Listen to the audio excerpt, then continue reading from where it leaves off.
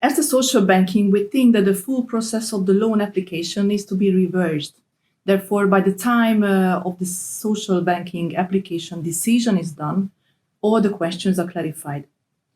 Loans are typically get accepted by our bank because instead of refusing in a normal bank process, we put much more energy into the preparation with the client together. At the beginning, the social enterprises or NGOs are come with a loan request that they think that the bank will approve as it is. This is based on more on the idea, yet without exact business plan. At the initial phase, the followings need to be aligned with the client. Funding mode, the timing, all the details of the project that they have to fund or finance, and the ability to pay back. So the cash flow plan is critical. If it's not detailed enough, it's a showstopper. There was an example that the loan applicant forgot totally to include the full operational cost, so we draw the attention to add it before apply for a loan.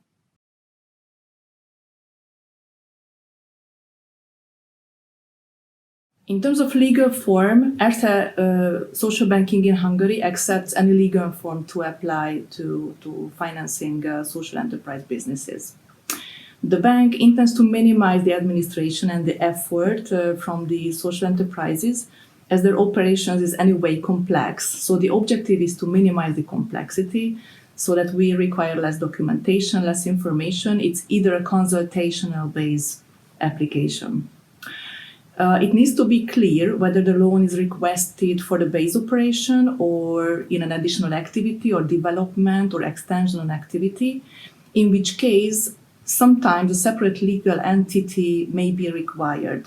We discuss it with the client, and if it's the case, then we propose to turn to the consultancy firms and after then come back with a new entity to apply for a loan.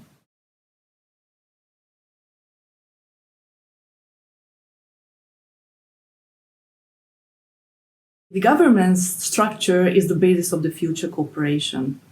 If it's so complex or totally centralized, then the common thinking will be impacted. It will be slow in responses or final decisions in regard to financing that we are discussing.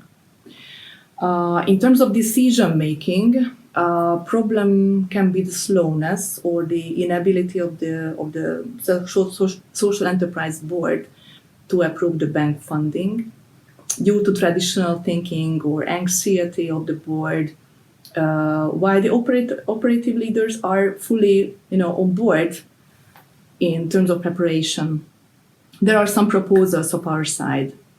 The most helpful decision structure in our view is that there should be a charismatic leader and the general manager, and in plus a strong finance leader who has strong business or financing background. A sole general manager without financial competency is normally not getting there because the typical fears of self-funding abilities or dilemmas about it. A sole leader may do too much, not delegate, or gets overloaded. It's again a bottleneck or maybe a bottleneck.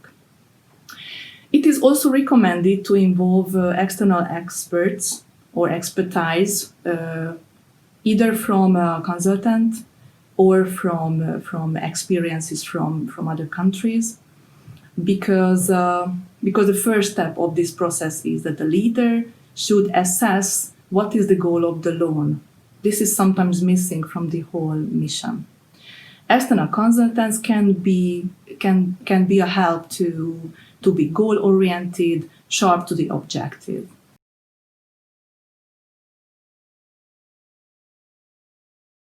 We see some typical leaders who reflect the typical leadership style, so there's no big difference in between the for-profit and the non-profit sector.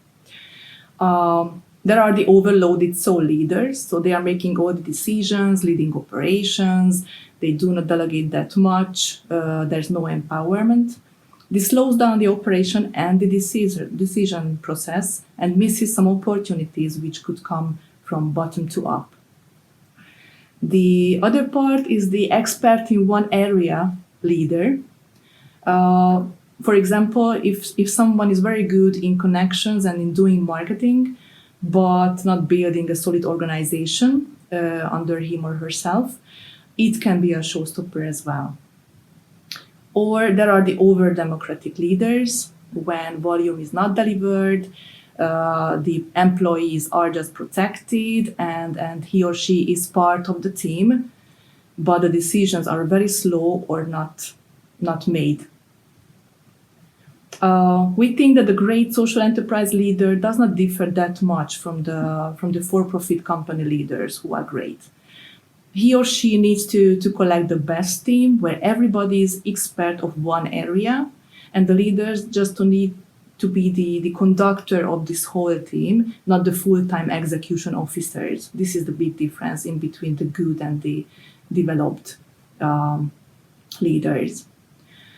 And we think that for a successful application is very, very useful that the good manager has a clarity and an expressed need for measurement or tracking some kind of KPIs.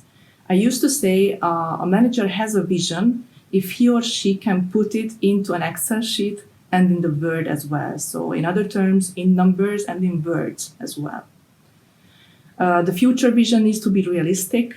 It's not a dream, but having some strategies, timelines, milestones, objectives in numbers, which can be expressed and backwards able to measure it or report the measurements.